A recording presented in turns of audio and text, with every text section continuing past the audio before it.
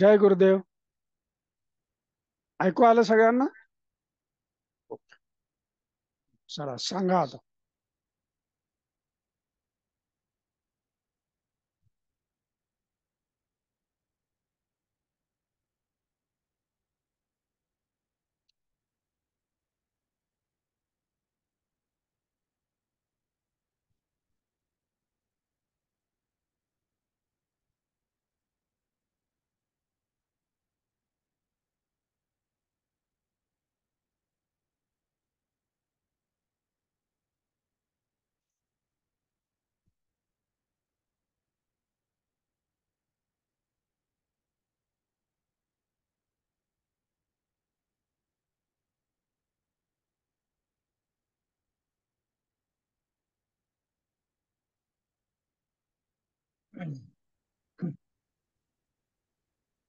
हा बोला.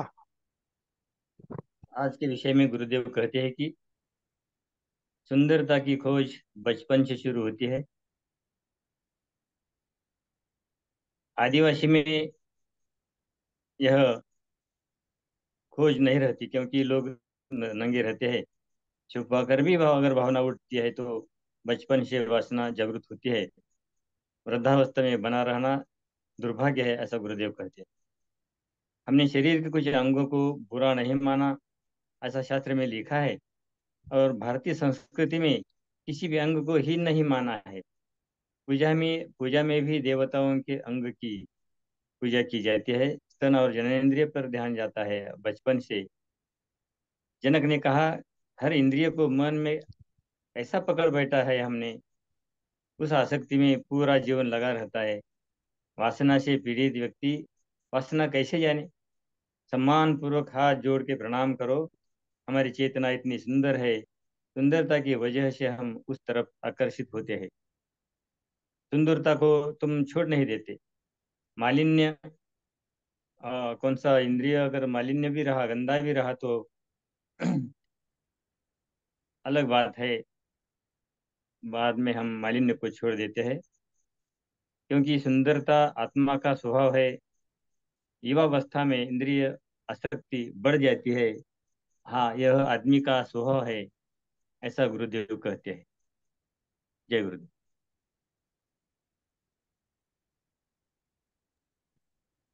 जय गुरुदेव. मला सुद्धा हम्म. गुरुदेवांचे आज हे छान वाटलं अष्टवक्र गीता सांगताना की आपल्या हिंदू संस्कृतीमध्ये सगळे अवयवांचा सन्मान केलेला आहे. त्या ठिकाणी देवी देवतांचं आपण वास्तव्य पाहतो. आणि म्हणून आपली संस्कृती एक प्रकारची विकृत नसून ती चांगली आहे असंही गुरुदेव सांगतायत की जिथे आता आदिवासी लोक थोडे कपडे वगैरे कमी घालतात त्यामुळे ते वासनेच्या आहारी जात नाहीत किंवा त्यांना फार विशेष आकर्षण वाटत नाही त्या गोष्टीचं. पण ही जी वासना किंवा जी काही काम भावना आहे ते मुळातच जन्मजातच युवा अवस्थेमध्ये प्राप्त होते किंवा त्याला वाईट म्हणण्याचं असं काही कारण नाही असं पण गुरुजी सांगतायत. आणि त्याचा सन्मान केला पाहिजे आपण प्रत्येक अवयवाचा. जेव्हा आपण सन्मान करत नाही तर आपण त्याला करत नसतो तेव्हा आपण त्याला नावे ठेवतो किंवा वेगळ्या दृष्टीने पाहतो. पण जेव्हा आपण हात जोडून प्रणाम करतो तेव्हा आपल्या मनामध्ये कसली आसक्ती राहत नाही असे गुरुदेव सांगतात.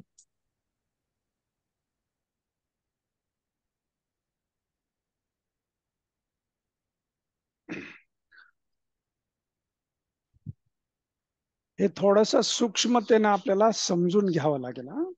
हाँ, सूक्ष्मता है। त्यासाठी कालचा संदर्भ काय आहे ते थोडस सांगा, म्हणजे पुढे जाऊ आपण. सुप्रियाताई.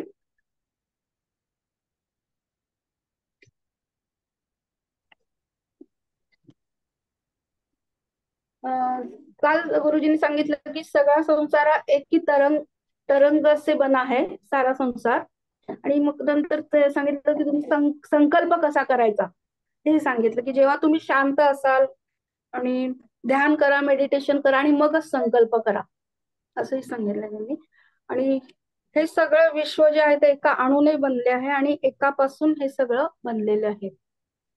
जेव्हा एकच असेल तर विकल्प नसतो आणि गुरु सानिध्य म्हणजे गुरुंनी जे सांगितले ते श्रवण करणे.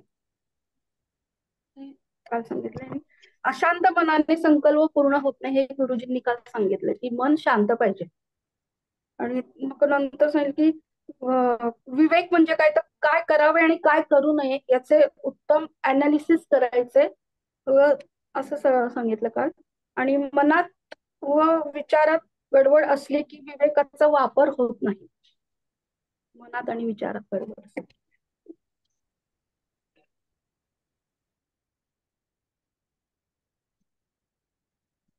संकल्प उठतो कसा?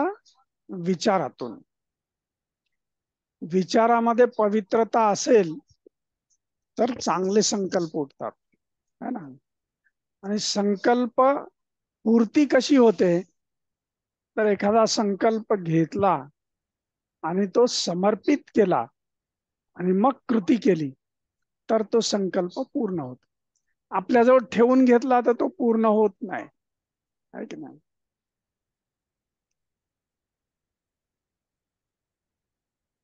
आपका मन आता एक जगह ठिकाने का भी संकल्प है असं गुरुदेव म्हणतात. हा, तर आजचा जो विषय आहे तो थोडासा सूक्ष्मतेनं सगळ्यांनी समजून घ्या. कारण तुम्ही जे काय इथं विवेचन केलंय ते सगळं अर्धवट विवेचन आहे की नाही. तर थोडासा समजून घ्या.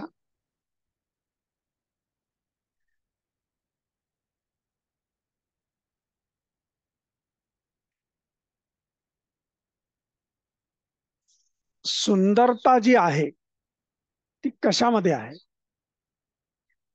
ह्याचा आपल्याला ज्ञान प्राप्त होणं गरजेचं आहे. आणि आकर्षण कुठे असते? जिथे सुंदरता आहे तिथे आकर्षण आहे. असुंदर असेल, कुरूप असेल तर त्याच्याविषयी आपल्यामध्ये आकर्षण राहत नाही. राहते का? नाही राहत. फक्त आकर्षण कुठे आहे? सुंदरतेकडे. आणि जी कामवासना आहे त्याच्याविषयी आकर्षण असणं हे स्वाभाविक आहे. आणि हे आकर्षण केव्हा सुरू होते? तर बाल्य अवस्थेपासून. बाल्यावस्थेमध्ये हे आकर्षण सुरू होते. युवावस्थेमध्ये ते अजून जास्त हे होते आणि वृद्धावस्थेमध्ये त्याच कमी होते.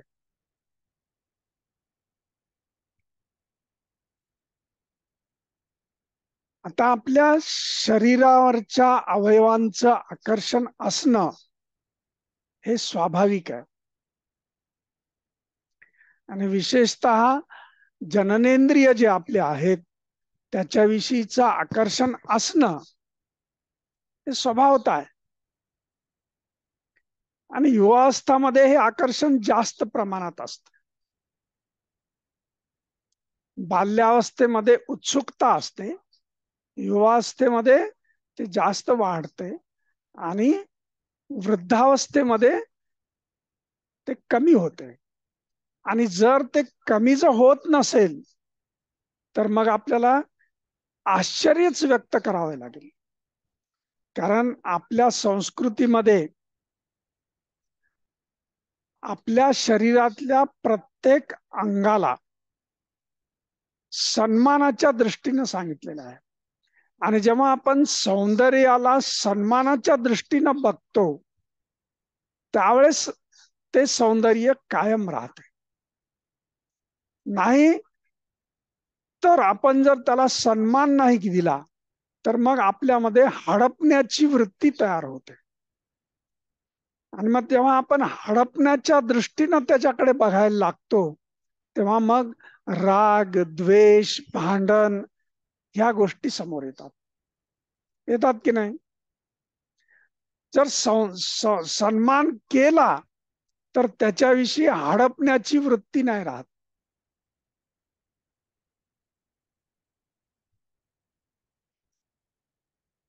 विशेषतः आपल्या जननेंद्रियाविषयीचं आकर्षण राहणं हे साहजिक आहे. आदिवासी जे असतात त्यांच्यामध्ये कसं असते? ते नग्न अवस्थेमध्ये असतात. आणि मग दररोज बघितल्यामुळे त्याच्याविषयीचं आकर्षण कमी असतं. म्हणून ही समस्या त्यांच्यामध्ये खूप कमी प्रमाणात आहे. पण जेव्हा आपण त्याला वस्त्रांनी झाकून ठेवतो त्यावेळेस ते आकर्षण आहे ते जास्त प्रमाणात असतं. आणि मग ते आकर्षण आपल्याला पुढे हडपण्याच्या वृत्तीमध्ये कन्वर्ट होते.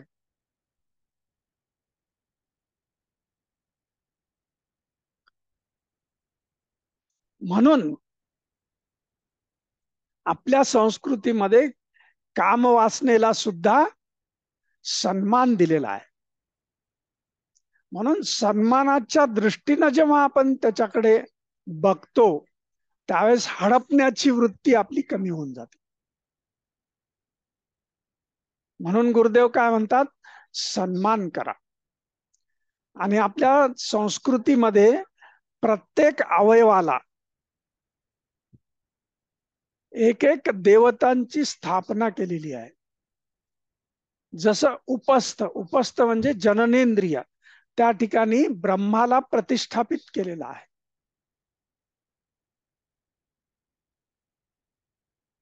पुन्हा गुरुदेव सांगतात की तामिळनाडूमध्ये एक देवी आहे.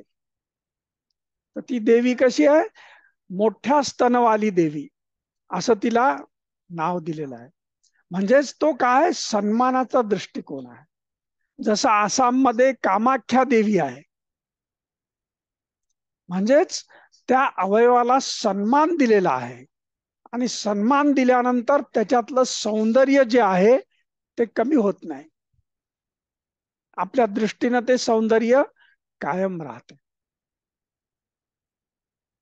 मग आता हे असं का होते, हे आकर्षण का होते, आणि मग ते हडपण्याची वृत्ती आपली का राहते कायम? कारण त्याला सन्मान देण्याची जी आपली स्वभाव आहे तो नुसता बघण्यावर ऐकण्यावर आहे, प्रत्यक्ष आपण ते नाही करत. आणि दुसरं काय आहे की सौंदर्य कशामध्ये आहे ह्याचं अज्ञान आपल्यामध्ये आहे. आपण अवयवांमध्ये सौंदर्य शोधतो,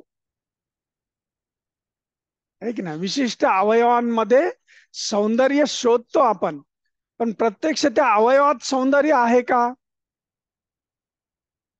तर नाहीये.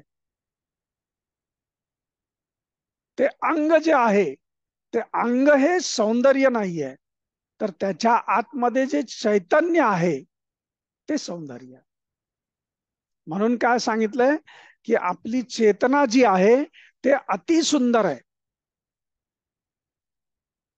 आणि जेव्हा आपल्या चेतनेमध्ये स्थित होतो त्यावेळेस ही जी हडपण्याची वृत्ती आहे ती पूर्णपणे नाहीशी होते. पण केव्हा, जेव्हा हे आपल्या ज्ञानाच्या अनुभूतीमध्ये येईल तेव्हा. आतापर्यंत ऐकलं होतं असं राजा जनक म्हणतो. ऐकलं होतं, बघितलं होतं, अनुभूती आली, पण ती अनुभूती कशी होती, अर्धवट होती, पूर्ण अनुभूती आलेली नव्हती. म्हणून आतापर्यंत काय वाटत होतं की कामवासना आणि जननेंद्रिय ह्यामध्येच सौंदर्य आहे असा समज होता. पण आत्ता कळालं की खरं सौंदर्य कुठे आहे, चेतनेमध्ये आहे. आणि बघा तुम्ही अनुभूती, जर समजा एखादं मृत शरीर आहे, एखाद्या चांगल्या पुरुषाचं किंवा स्त्रीचं मृत शरीर आहे, तर त्याच्याशी आपण कामवासना करू शकतो का? नाही करत.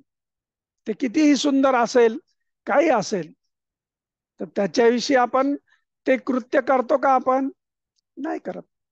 का नाही करत? कारण त्याच्यामध्ये आकर्षणच नाहीये. म्हणजेच याचा अर्थ आकर्षण कुठे आहे? चेतनेमध्ये आहे. सौंदर्य कुठे आहे? चेतनेमध्ये आहे. आणि चेतना ही अति सुंदर आहे. पण हे ज्ञान आपल्यामध्ये जाणून घेणं, हे ज्ञान आपल्यामध्ये येणं, हे जेव्हा घडेल तेव्हा मग आपण ह्या कामवासनेपासून परावृत्त होतो आपण. आणि हे घडावं यासाठी आपल्या संस्कृतीमध्ये प्रत्येक अंगाला सन्मानाच्या दृष्टीनं मान दिलेला आहे, सन्मान केलेला आहे प्रत्येक अंगाचा. आणि त्याचं पूजन केलेलं आहे की नाही? आपण पूजा करतो ना त्याची. पूजा करतो म्हणजे काय? सन्मानाचा भाव आहे. मग तिथे वासना येईल का? नाही येणार.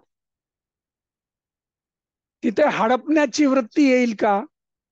नाही येणार. मग त्या विशिष्ट अंगासाठी भांडण, तंटा, राग, द्वेष ह्या गोष्टी येतील का? नाही येणार. हे कशामुळं होते? अज्ञानामुळं होते. आणि मग अशा बऱ्याचशा घटना आपण आपल्या भोवताली बघतो, है की नाही? त्यामुळं बरेचसे अनर्थ होतात. म्हणूनच गुरुदेव काय म्हणतात की प्रत्येक माणसाला ह्या ध्यानाचं, ह्या ज्ञानाचं स्पर्श होणं, त्यांना हे कळणं अत्यंत गरजेचं आहे. आणि ते जर झालं तर असे जे अनास्था प्रसंग होतात ते प्रसंग आपले होणार नाहीत. म्हणून जेव्हा आपण सूक्ष्मतेमध्ये जातो त्यावेळेस काय आपल्याला काय ज्ञान प्राप्त होते की सौंदर्य हे कशामध्ये आहे? चेतनेमध्ये आहे. आणि त्यालाच आपण काय म्हणतो? आत्मरती. जेव्हा आपण आत्म्यामध्ये रत होतो तेव्हा हे असं कृत्य करायची गरज नाही. ते आपण जिथे आहोत त्या बसल्या जागी आपल्याला ते सर्व सुख प्राप्त होतं, तो आनंद प्राप्त होतो. त्यासाठी काही हडपण्याची गरज नाही. आणि जेव्हा आपण हे हडपतो त्यास काय होते की तो अवयव, ते विशिष्ट अंग काही वेळानंतर कसं लागतंय? मलिन होऊन जाते, है ना? होत आहे ना, हा अनुभव आहे आपल्याला. ते मलिन होऊन जाते. त्याच्याविषयीच जे सौंदर्याचं आकर्षण आहे ते पूर्ण नाहीसं होत आहे. त्याच्यामध्ये मलिनता येते. पण आपली चेतना कशी आहे? ती मलिन नाही आहे. ती कशी आहे? पवित्र आहे, सुंदर आहे. म्हणून आपण ईश्वराला काय म्हणतो? सत्यम शिवम सुंदरम, आहे की नाही? हा आत्मा कसा आहे? सत्य आहे, सुंदर आहे.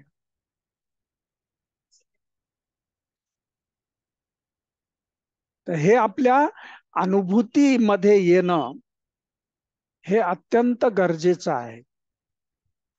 मग तसं जर झालं तर आपण ह्या कामवासनेमध्ये अडकून नाही पडत. नाही तर ह्याच्यामध्ये अडकून पडलेले जे आहेत त्यांची आध्यात्मिक प्रगती तिथेच थांबते. भले सांगायला भलं मोठं काही सांगतील, पण कुठे अडकले? कामवासनेमध्ये, आहे की नाही? बरं, आपण हे प्रत्येक जन्मामध्ये केलेलं आहे. प्रत्येक सजीवामध्ये हे आहे की नाही?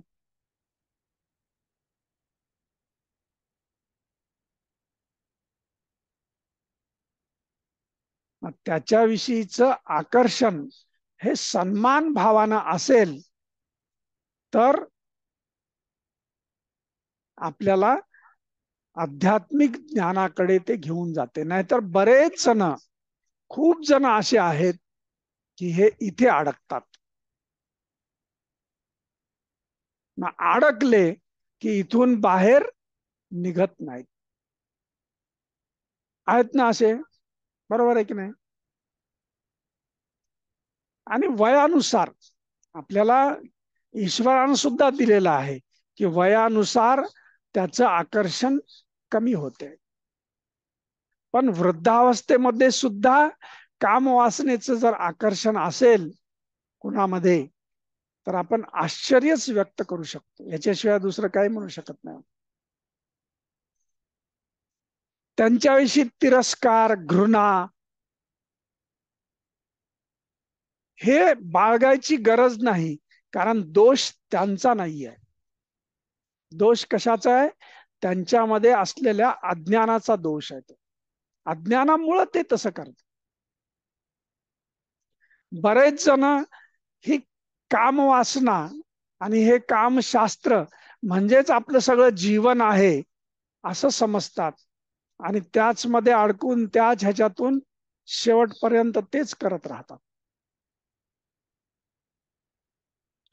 पण आपल्याला जेव्हा हे ज्ञान प्राप्त होते त्यावेळेस आपण ह्याच्यातून बाहेर निघतो, ह्याच्यातून सुटतो आपण, आणि मग आपल्याला आत्मज्ञान प्राप्त होते आणि मग आत्मरतीमध्ये आपण येतो. आत्मरती म्हणजे काय? आत्म्यामध्ये रममान होणं, आपल्या चेतनेमध्ये रममान होणं. मग ह्या ठिकाणी पुन्हा असुंदरता, कुरूपता, मलिनता हे येईल का? नाही येणार. कारण चेतना कशी आहे, आत्मा कसा आहे? अतिसुंदर आहे. मग आपल्याला काय करायचंय? तर आपल्याला हे संकल्प घ्यायचा की ह्या आत्म्यामध्ये, ह्या चेतनेमध्ये रत म्हणजे तिथेच रमून जायचंय आपल्याला, आत्मस्थ व्हायचंय आपल्याला. आणि हे आत्मस्थ होण्यासाठी हे सगळं आपण करत राहिलो तर त्या स्थितीमध्ये आपण येतो. आणि मग त्या स्थितीमध्ये आल्यानंतर मग आपल्याला या बाकीच्या कुठल्याही गोष्टीची गरज नाही राहत.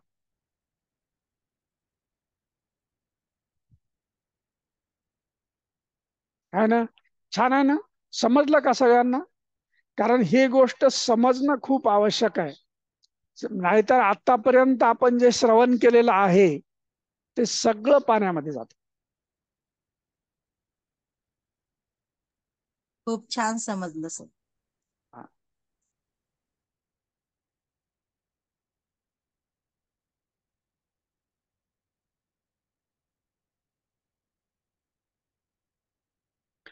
ह्याच्यातून आपल्याला एकच शिकायचं आहे, ते म्हणजे सौंदर्य हे शरीरामध्ये, शरीरांच्या अंगामध्ये नाहीये, तर कुठे आहे? चैतन्यामध्ये, आत्म्यामध्ये सौंदर्य आहे. तो आहे तरच ते अंग सुंदर आहे. चैतन्य नष्ट झालं की सगळी सुंदरता गेली. त्या ठिकाणी काय आलं? मलिनता आली. आपल्या जीवनामध्ये ही मलिनता येऊ द्यायची नाही.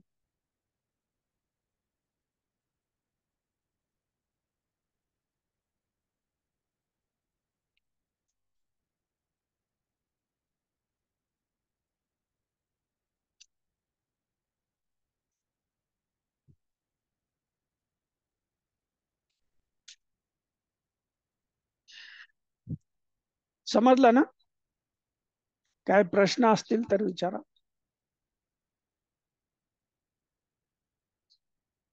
आणि याचं पुन्हा चिंतन करा, मनन करा, कारण हा अत्यंत नाजूक आणि महत्वाचा विषय आहे.